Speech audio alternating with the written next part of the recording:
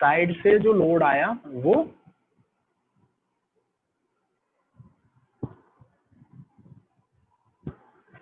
मतलब उसके सरफेस से ट्रांसफर हो गया। ये मोस्टली सिलेंड्रिकल फॉर्म में होती है, तो जो सिलेंड्रिकल का कर्व्ड एरिया होता है, ठीक है, उस कर्व्ड एरिया से पूरा लोड ट्रांसमिट हो जाता है।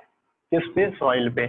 इसमें हार्ड स्ट्रेटम नहीं मिलती है, तो यहाँ से लोड ट्रांसफर हो नहीं पाता है, केवल स्किन स्किन से लोड ट्रांसफर हो जाता है, इसलिए इसको स्किन फ्रिक्शन बोलते हैं, ठीक है। और इस वाले केस में क्या होगा, स्किन से भी लोड ट्रांसफर होगा और नीचे तुम्हें हार्ड स्ट्रेटम भी मिल गया है, तो यहाँ से भी लोड ट्रांसफर होगा। लोड ट्रांसफर मतलब दोनों जगह से होगा। अभी इसमें किसी को डाउट? सर एक बार फिर से बता। यार प्लीज ऐसे मत करो, एक बार फिर टाइमली आया करो। देखो, ये फ्रिक्शन पाइल,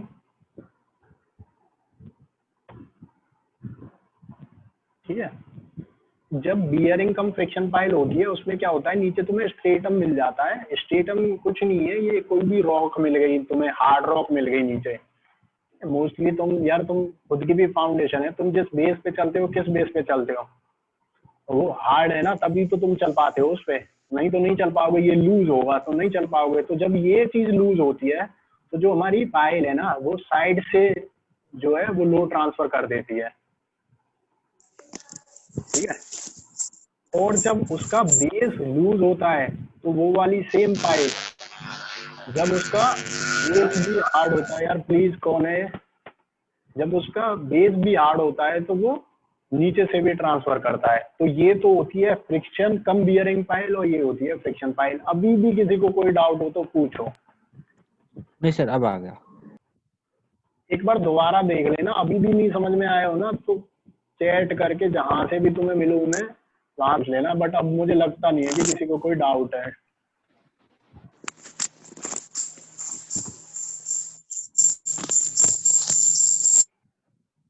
अब ये जो हमने पाइल का क्लासिफिकेशन किया, ये किस बेसिस पे किया? पार्ट पॉइंटेड क्यों रहता है, अभी आगे बताऊंगा गौतम क्यों रहता है, ठीक है। एक एनकरेज और किसी ने पूछा था, उसका एनकरेज वाला डाउट और क्लियर कर दूं। एनकरिंग क्या होता है ना, जैसे ये कोई पाइल है, ठीक है, ये मान के चलो यहाँ सॉइल है, इस सॉइल को रजिस्ट कर रहा है, सॉइल के लेवल को मेंटेन कर रहा है ये पाइल। तो बेसिकली क्या होगा, इसके चांसेस क्या होंगे, इधर टिल्ट करने के होंगे, ठीक है। ये पाइल इधर टिल्ट करने के चांसेस होंगे, मतलब ये चीज तो समझ में आ रही होगी।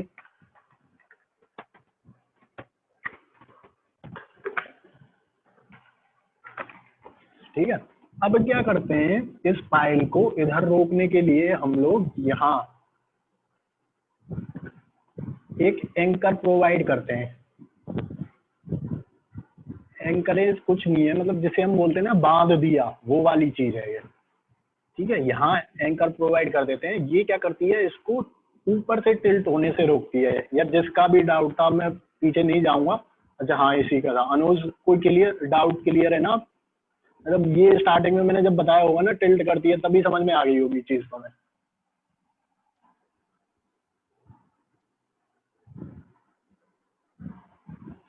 एक बंदे का डाउट है, ये पॉइंटेड क्यों होती है। ये पॉइंटेड होना कोई कंपलसरी नहीं है, यहाँ भी देख रहे हो ये पॉइंटेड नहीं है। पता है पॉइंटेड होने का रीजन है कि इनका पेनिट्रेशन इजी होता है। ये किसका डाउट था? गौतम का। गौतम अब भी है कोई डाउट? सपोर्टिंग के लिए मतलब, हाँ मतलब तुम एनकरेज का बता रहे हो सुजीत, तो हाँ सपोर्टिंग के लिए होता है, ठीक है। अब देखो, classification of piles based on material. अब इसमें मैंने कुछ नहीं, केवल मटेरियल्स के नाम लिख दिए हैं। ये क्वेश्चन मैं असाइनमेंट में डाल दूंगा, ये पढ़ लेना अपने आप। On the basis of material है, जैसे स्टील पाइल है तो सीधी सी बात है मेड अप ऑफ स्टील होगी। इसके छोटे छोटे से क्लासिफिकेशन है, 2-3। ये cement concrete pile is one of the most important pile. इसमें बोर्ड है और कई तरह की पाइल है, इसको जरूर ढंग से पढ़ लेना, मतलब सबसे इम्पोर्टेंट है, इसको जरूर पढ़ लेना। बाकी यदि जैसे किसी एग्जाम में आए या कहीं क्वेश्चन आए तो सिंपल समझने के लिए, steel pile is made up of steel, cement concrete में सीमेंट कंक्रीट का मिक्सचर होता है। Timber is made up of would, sand piles होती हैं, ठीक है। कंपोजिट मिक्सचर ऑफ 2 और मोर थिंग्स, ठीक है, 2 या 2 से ज्यादा कुछ भी मिला के उसे बनाते हैं। इसमें देख लेना, इसमें कोई डाउट आना तो चाहिए नहीं तुम्हें, फिर भी यदि आएगा तो सीमेंट कंक्रीट पाइल में आएगा। सीमेंट कंक्रीट पाइल का डाउट यदि कोई होता है तो नेक्स्ट क्लास में स्टार्टिंग में ही ले लेंगे। अभी तक कोई डाउट किसी को?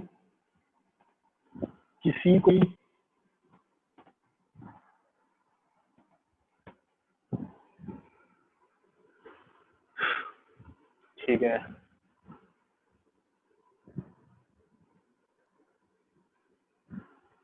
अब देखिए अर्थवर्क है, ये सबसे इजीएस्ट पार्ट है फाउंडेशन का। मतलब अब तुम्हें फाउंडेशन समझ में आ गई। सबसे पहले मतलब उल्टा चले हम लोग, अब हम तुम्हें सिखाएंगे कि फाउंडेशन ले डाउन कैसे होती है। मतलब ये एक चीज, एक तरीके से प्रैक्टिकल चीज है जो साइट पे हम करते हैं।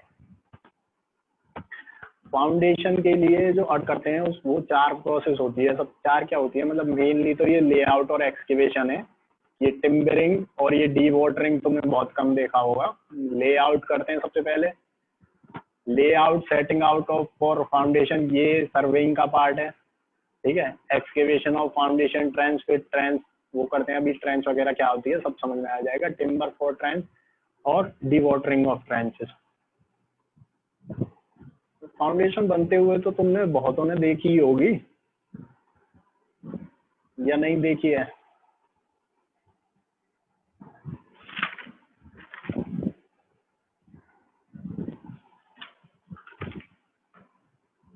सर कुछ बच्चे वेटिंग में हैं, उनको ज्वाइन कर लो, कॉल आ रहा है यार। वेटिंग तो रूम ही नहीं है इसमें। ऑटो एक्सेप्ट है सबकी रिक्वेस्ट, वेटिंग रूम तो है ही नहीं इसमें। उनको लिंक सेंड कर दो।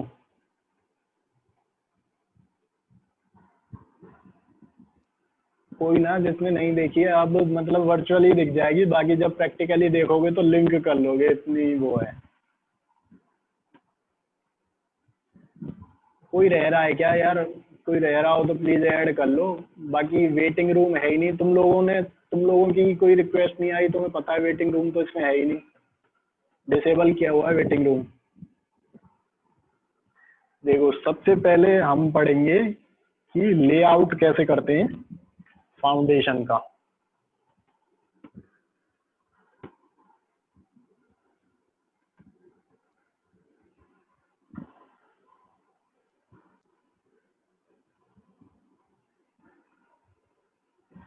किसी ने देखी हो ना देखी हो, अब दिख जाएगी, टेंशन मत लो, ठीक है। लेआउट के लिए क्या करते हैं, to start with the setting out the longest wall is chosen as the base line. इसमें क्या करते हैं, जो ये वैसे तुम लोग खुद पढ़ के भी समझ जाओगे, बट कन्वीनियंस के लिए बता दे रहा हूँ सारी चीजें तो मैं।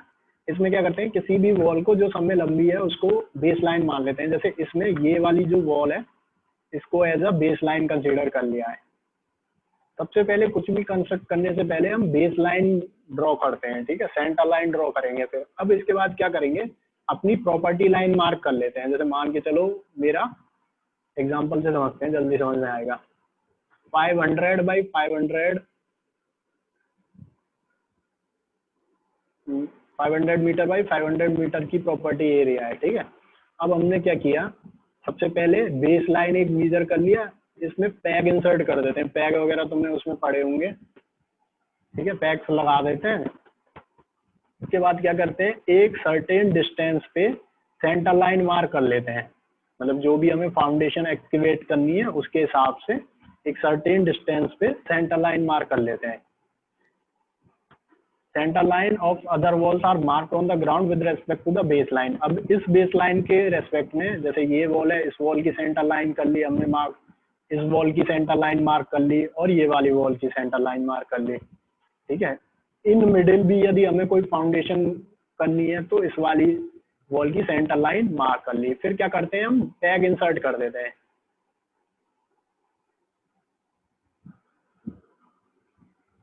ठीक है, दीज आर द पैग्स, ठीक है। अब क्या करते हैं, जब सेंटर लाइन मार्क हो जाती है तो इनके इक्वी डिस्टेंस पे जो एक्चुअल एक्सकेवेशन लाइन है वो मार्क करते हैं। मतलब जहां हमें एक्सकेवेशन करना है, अब जब ये सारी लाइन मार्क हो जाती है ना, सुजीत सर्वे की क्लास नहीं कर रहे हो क्या?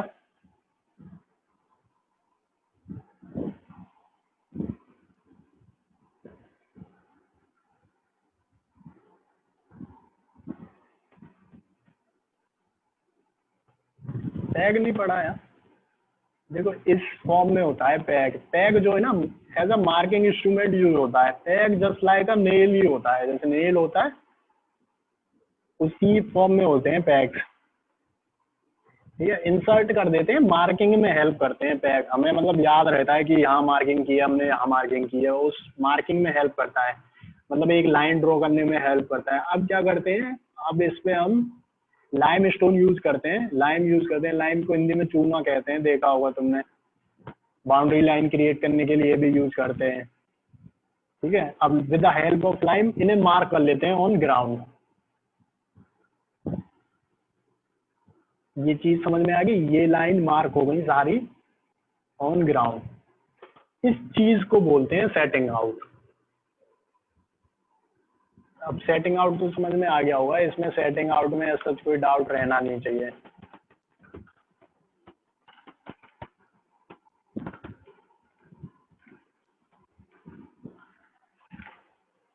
ठीक है, अब जब लार्ज स्ट्रक्चर होते हैं, मतलब बहुत बड़े बड़े होते हैं, तो उसमें क्या करते हैं हम, इंस्टीड ऑफ दिस हम मैसनरी पिलर क्रिएट कर लेते हैं, मतलब बिल्ट अप कर लेते हैं। इनको हम up to the height of plinth level build कर लेते हैं। विद रेस्पेक्ट टू देम हम इनमें नेल इंसर्ट करते हैं, जैसे सेंटर लाइन का नेल इंसर्ट कर लेते हैं, साइड लाइंस का नेल इंसर्ट कर लेते हैं। उसके बेस पर हम उसके सेटिंग आउट करते हैं नेल इंसर्ट करने के बाद। मैसनरी यार आगे आ जाएगा, आगे बता दूंगा। मैसनरी कुछ नहीं है, ब्रिक वॉल को मैसनरी बोलते हैं। ठीक है, अभी आगे नेक्स्ट यूनिट ही वॉल है, तो उसमें सब आ जाएगा। ठीक है, पूरा चैप्टर क्या, पूरा सब्जेक्ट ही लिंक्ड है किसी ना किसी उस पे। ठीक है, ये टूल्स हैं जो यूज होते हैं, ये टूल्स जो यूज होते हैं वो एक्सकेवेशन में यूज होते हैं। ये जितने भी टूल्स, शायद तुम्हारा पहला उसमें भी यही सब लिखना है। देखो सबसे पहले हो गया सेटिंग, दूसरा होता है एक्सकेवेशन। जब हमने लाइंस वगैरह सेट कर दी, अब क्या करेंगे, अब हम उसको एक्सकेवेट आउट करेंगे। जो सॉइल है ना, सॉइल को एक्सकेवेट करेंगे। तो सॉइल के एक्सकेवेशन के प्रोसेस में ये जितने सारे टूल्स हैं ये यूज होते हैं। ये सारे तुमने मोस्टली देखे होंगे, जो नहीं देखा होगा ना वो जहाँ तक है मिलेगा कहीं मौका वगैरह तो दिखा देंगे ले जाके। ठीक है, बेसिक से याद रखो, बाकी कोई ऐसा सच इसमें है नहीं। मतलब ये चीज तो तुम्हें समझ में आती होगी ना कि कैसे वो करते हैं एक्सकेवेशन वगैरह। किसी का कोई डाउट हो तो एक बार ऑन कर देता हूँ, यहाँ तक पूछ लो। एक्सकेवेशन का मतलब होता है खुदाई हिंदी में।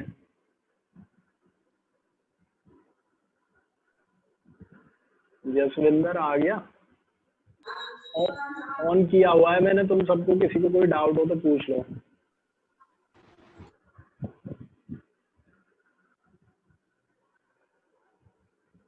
मतलब सॉइल एक्सकेवेशन, सॉइल को निकालना। अब मैंने एग्जैक्ट वर्ड बता दिया है जो ग्राउंड में यूज होता है। बाकी किसी को अभी भी कोई डाउट हो तो पूछ लो, कैसा भी। एक्सकेवेशन के वो मैंने टूल दिखा दिए हैं तुम्हें, तुमने देखे होंगे, ना देखे होंगे तो दोबारा देख लेना कहीं जाओ तो।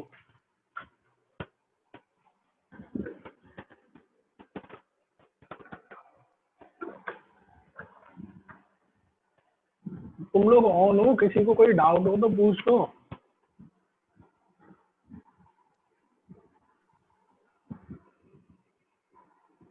नहीं है तो नो तो लिखो यार। ठीक है, अब देखो इनमें सबसे पहले क्या किया हमने, सेटिंग कर ली। मतलब क्या करते हैं, सेंटर लाइन वगैरह ड्रॉ कर लेते हैं, एक्सकेवेशन लाइन वगैरह ड्रॉ कर लेते हैं, उसके बाद उसको एक्टिवेट आउट करते हैं।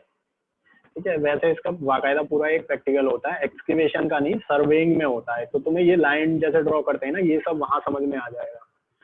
प्रैक्टिकल पॉसिबल होगा नहीं होगा वो तो अभी कुछ कह नहीं सकते, बट उसका पूरा प्रैक्टिकल होता है, वो परफॉर्म होता है। ठीक है, फिर उसके बाद एक्टिवेट आउट कर लिया, अब उसके बाद का जो है ना, ये ज्यादा इम्पोर्टेंट है, ये होता है timbering of foundation. Timbering of foundation, brick bats वगैरह, ब्रिक बैट्स कहाँ देख लिए तुमने? लिखा हुआ है क्या इसमें कहीं?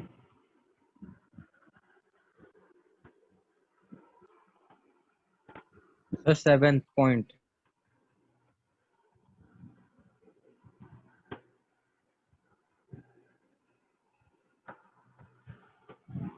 अच्छा एक चीज बताओ ना, तुमने फाउंडेशन गिरती हुई देखी है कभी?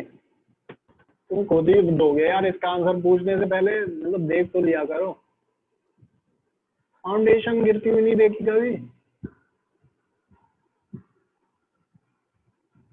ब्रिक्स तो देखी है, ब्रिक्स देखी है, चलो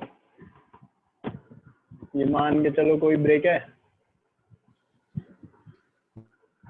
अब तुमने फाउंडेशन जब गिरती हुई नहीं देखी, अब इस ब्रिक को क्या करते हैं, तोड़ लेते हैं फील्ड में।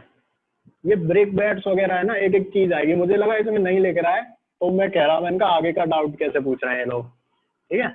तो इस ब्रिक को ब्रेक कर लेते हैं, इन्हीं को ब्रिक बैट्स बोलते हैं। इनको जितने छोटे छोटे पार्ट्स में ब्रेक कर लो उतना ही अच्छा है। मतलब जो बेकार ब्रिक होती है उनको यूज कर लेते हैं फाउंडेशन में, फाउंडेशन की स्ट्रेंथ बढ़ाते हैं ये डेली।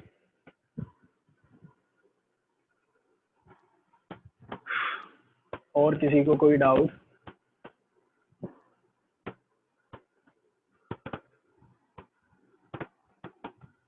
तुम्हारी यार स्ट्रेंथ बड़ी कम रहती है, तुम लोग वैसे तो 128 हो ग्रुप में। यार फाउंडेशन को कॉमन लैंग्वेज में, फाउंडेशन को कॉमन लैंग्वेज में यार पूछ के बताऊंगा, मुझे भी नहीं पता क्या बोलते हैं कॉमन लैंग्वेज में।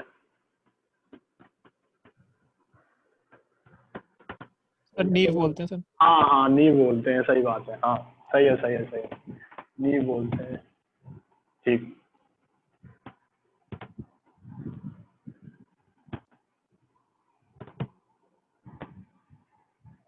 अब आगे बढ़े यार, दो प्रोसेस और रह गए, फाउंडेशन आज खत्म हो जाएगा पूरा। किसी को कोई और डाउट हो तो पूछ लो।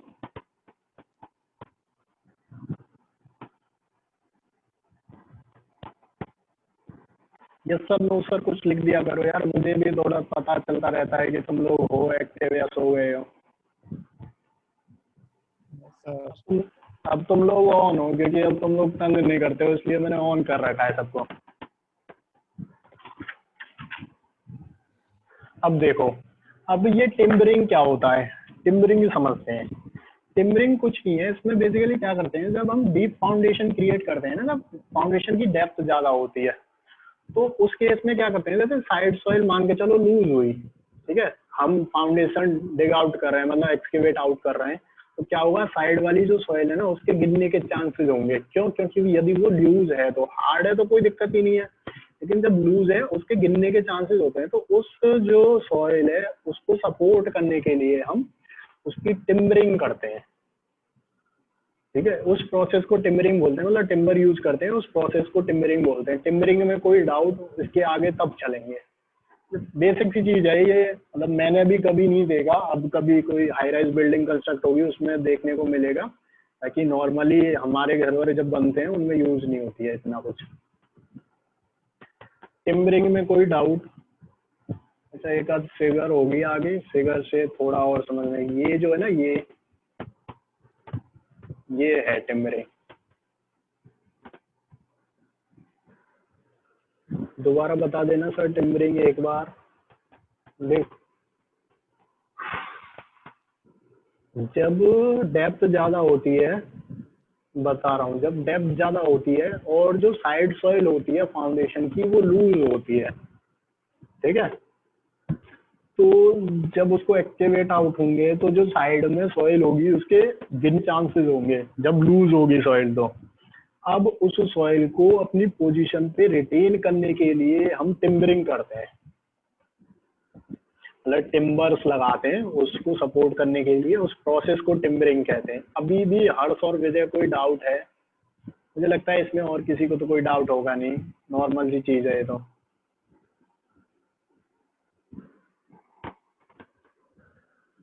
अब भी किसी को कोई डाउट रह गया हो टिम्बरिंग से रिलेटेड, अब इसके कुछ टर्मिनोलॉजी है, ये टर्मिनोलॉजी समझो। एक तो सीटिंग, वॉलिंग, स्ट्रट्स, ब्रेसिंग, रनर्स। ठीक है, सबसे पहले सीटिंग क्या होता है? सीटिंग वही बोर्ड्स होते हैं जो साइड में लगाते हैं, जो अभी मैंने तुम्हें हाईलाइट करके दिखाए ना, ये जो बोर्ड्स हैं इनको बोलते हैं सीटिंग।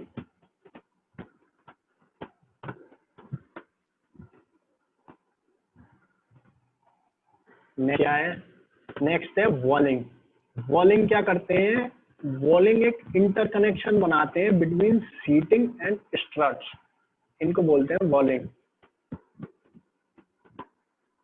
इनको बोलते हैं स्ट्रट्स। स्ट्रट्स क्या होते हैं? हॉरिजॉन्टल मेंबर होते हैं। ये क्या काम करते हैं? ये इनको और सपोर्ट प्रोवाइड करने के लिए जब ज्यादा ही डीप एक्सकेवेशन करते हैं ना, तब हम स्ट्रट्स प्रोवाइड कर देते हैं उस केस में। एक पर्टिकुलर गैप पे इस सबको जो मैं पढ़ा रहा हूँ ना, इन सबकी डिजाइन होती है आरसीसी में, तुम तो नहीं पढ़ोगे, इस सबको बाकायदा पूरा डिजाइन करते हैं, स्ट्रट्स की गैपिंग वगैरह, इसके लिए एम्पेरिकल फॉर्मूला वगैरह होते हैं, उससे डिजाइन करते हैं इन सबको। ठीक है, ये हो गया सीटिंग, ये हो गई वॉल, और ये हो गए स्ट्रट्स। ठीक है, वर्टिकल सीटिंग कुछ नहीं, वो सीटिंग सेम प्रोसेस है। रनर क्या होते हैं? रनर में ये जो नीचे देख रहे होगे, ये रनर का ही है। माउस कहाँ गया? ये जो नीचे वाला जो पोर्शन है ना, इसमें एक मिनट, रनर के केस में क्या होता है? ये आयरन शू और होते हैं रनर के केस में। आयरन शू वगैरह समझ गए होगे, पहले ही बता चुका हूँ मैं, ये डीप पेनिट्रेशन में हेल्प करते हैं।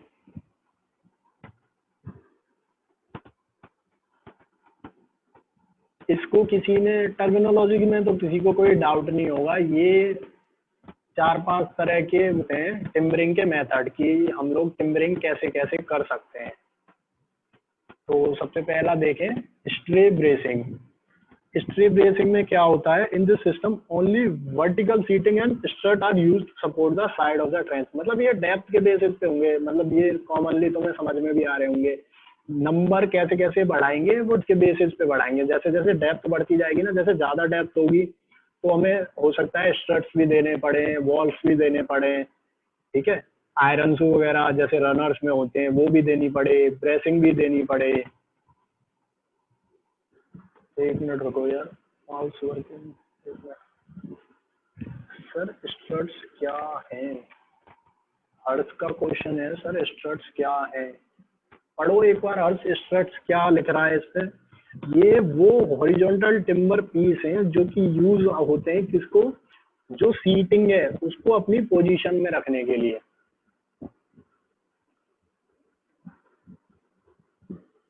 मतलब तुमने साइड में सीटिंग प्रोवाइड कर दी, ठीक है, अब उस सीटिंग को रोकने के लिए तुमने बीच में स्ट्रट्स दे दिए। स्ट्रट्स जो है वो हॉरिजॉन्टल मेंबर हो गए जो उसको प्रिवेंट करेंगे फॉलिंग, मतलब गिरने से बचाएंगे टिम्बर की सीट्स को।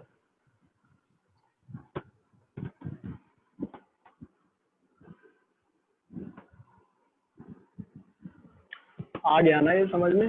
ये 4-5 तरह के होते हैं, जैसे स्ट्रे ब्रेसिंग हो गया, बॉक्स सीटिंग हो गया, वर्टिकल सीटिंग हो गया, रनर सीटिंग हो गया। मैं इनकी तुम्हें फिगर दिखा दे रहा हूँ, उसमें ऐसा समझने को कुछ है नहीं, ये तुम्हें फिगर से एग्जैक्टली चीजें समझ में आ जाएंगी। जैसे स्ट्रे ब्रेसिंग का मैंने बताया, उसमें सपोर्ट्स होगा और स्ट्रट्स होगा। कहाँ तक दे सकते हैं? जहां तक 2 मीटर की डेप्थ है। ऐसे ही बॉक्स सीटिंग में, बॉक्स सीटिंग में क्या होगा? लूज सॉइल होगी वहां यूज करेंगे जहां डेप्थ क्या होगी? 3 मीटर से ज्यादा होगी। इसमें क्या क्या होगा? वर्टिकल सीटिंग होगी, सीटिंग जो बताया, वॉलिंग होगी और स्ट्रट होगा।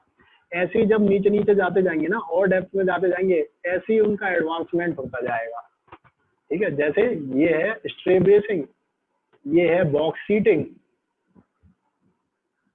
और आगे देखो। हाँ सर ये जो आप व्यू दिखा रहे हैं, सर ये फ्रंट सेक्शन व्यू है या इसका टॉप व्यू है? ये जो यार तुम ही बताओ कौन सा व्यू है, तुम खुद बताओ ना पहले।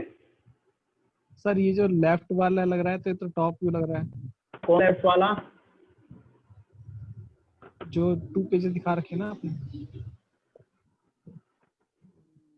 देखो इनके नीचे लिख रहा है ये सेक्शन है, तो ये सेक्शनल व्यू है। दिख ही रहा होगा ये तो, ठीक है, मतलब कि ये हम देख रहे हैं फ्रंट से। हाँ जी वही तो, क्योंकि मोस्टली सर हाँ उसमें पेनिट्रेशन तो नीचे था, जो हाँ पीछे थे देखे, हाँ इनमें हाँ नहीं है। हाँ, इनमें नहीं है, सही है। ठीक है सर, फ्रंट। हाँ सही है। व्यू में यदि कोई डाउट हुआ करे ना, पूछ लिया करो, क्योंकि जब तक यही नहीं समझ में आता है ना ये व्यू कौन सा है, यही नहीं समझ में आएगा फिगर में हम पढ़ क्या रहे हैं, जब तक तुम्हें व्यू पता चल रहा है उस चीज का। तो फिर से बता दो। फिर से क्या बताऊं, ये सेक्शनल व्यू है, नहीं समझ में आया क्या? सर आगे जो ये आपने रेड मार्किंग की है ना, वो थोड़ा कंफ्यूज हो रहा हूँ उसमें। कौन सी रेड मार्किंग, एक बार मार्किंग हटा देता हूँ सारी। देखो ये जो है ना, ये सेक्शनल व्यू है, सब पे लिख रहा है कौन सा अभी भी, मतलब यदि तुम्हें यही नहीं समझ में आ रहा है ये सेक्शनल व्यू है, वो बता दूंगा। सेक्शनल नहीं व्यू सर, ये तो देखो। और क्लियर है सर। और क्या समझ में नहीं आ रहा?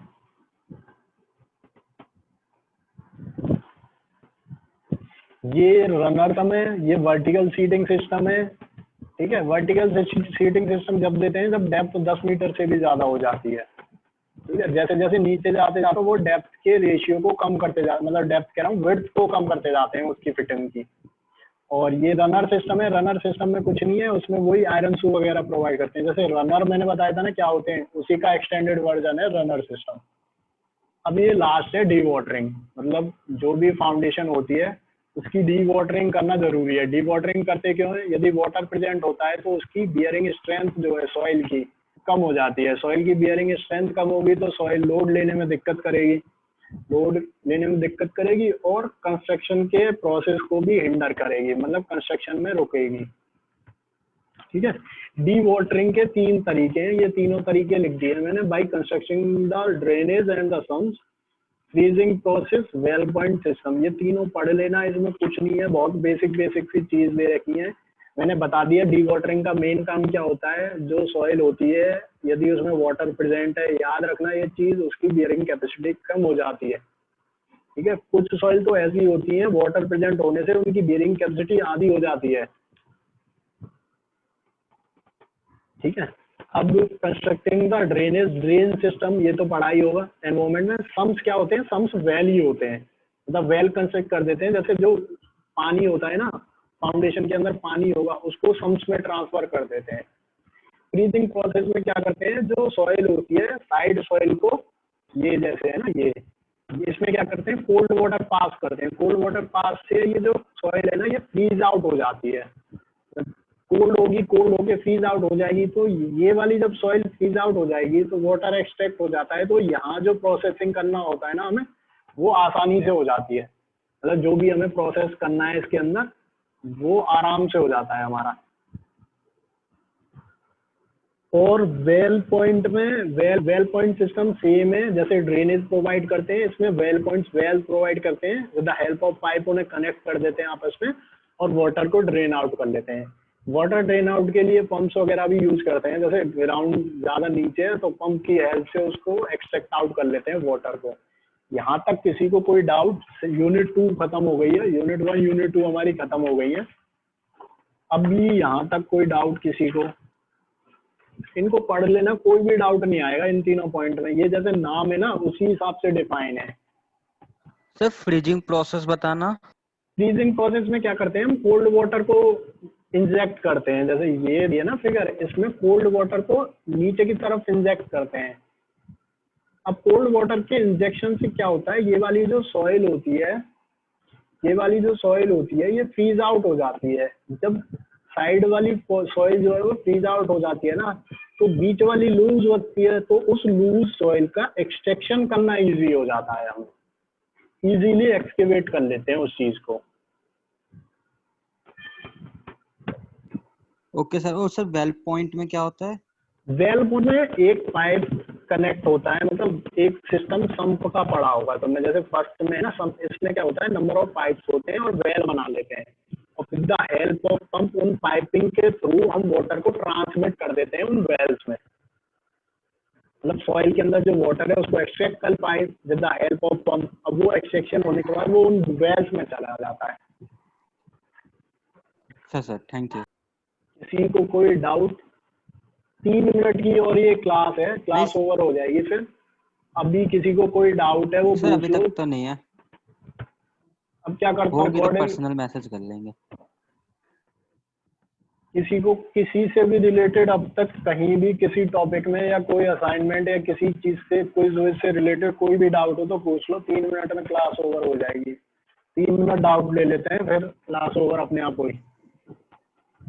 सर एक बार वर्टिकल शीटिंग बता सकते हो? सर असाइनमेंट कब तक जमा करा था सर?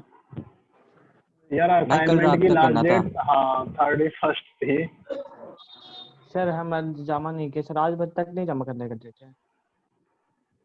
जमा कर दो, मैं भी उसी हिसाब से मार्किंग कर दूंगा जिस हिसाब से तुम जमा करोगे। ठीक है सर, आज कर देंगे सर। सर एक बार फुटिंग बता दीजिए ना। फुटिंग बता दीजिए, किसने पूछा ये डाउट? फुटिंग बता दीजिए। सर समझ में नहीं आया था उस क्लास। भाई साहब फुटिंग में फर्स्ट यूनिट में ही बताया, सेकंड यूनिट मतलब तुम मेन ही चीज नहीं तुम्हारी समझ में आई कि फुटिंग क्या है, पूरा चैप्टर हो गया खत्म।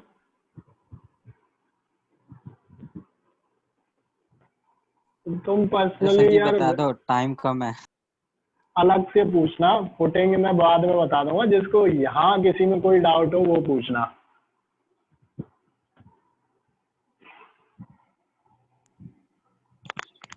हाँ सर यही होगी। किसी ने वर्टिकल सीटिंग पूछा था, वर्टिकल सीटिंग क्या होता है? ठीक है, वर्टिकल सीटिंग पहले तो देते कब है, जब ये जितने भी क्लासिफिकेशन है ना ये डेप्थ के बेसिस पे है, जैसे जैसे डेप्थ बढ़ती जाती है वैसे वैसे टाइप चेंज होता जाता है। वर्टिकल सीटिंग जब देते हैं जब डेप्थ 10 मीटर से ज्यादा हो। ठीक है, वर्टिकल सीटिंग में क्या क्या प्रोवाइड करते हैं, ये क्या है सीटिंग, ये क्या है स्ट्रट्स, ये क्या है वॉल्स, और ये क्या है ब्रेसिंग। सॉरी ये है ब्रेसिंग। मतलब कि जब डेप्थ बढ़ती है ना तो उसकी जो विड्थ है वो कम होती जाती है। इसके नीचे और होता तो और कैसे होता, ऐसे होता, और नीचे जाते ये और कम होता जाता। ठीक है, तो ये सीटिंग विद डेप्थ देते हैं। और सर ब्रेसिंग क्या होता है? यार ब्रेसिंग समझो, ये कोई भी फ्रेम है, ब्रेसिंग बेसिकली ब्रेसिंग का काम होता है किसी भी स्ट्रक्चर के लेटरल मूवमेंट को रजिस्ट करने का। ये जो चीज होती है ना इसको बोलते हैं ब्रेसिंग। ब्रेसिंग जो है वो डायगोनल मेंबर होता है। ठीक अच्छा है, सर। अभी भी किसी का कोई डाउट रह गया होगा तो नेक्स्ट क्लास में ले लेंगे। टिल देन बाय बाय, ध्यान रखो अपना। ठीक है, चलो ठीक है, क्लास ओवर करते हैं अब। Okay sir.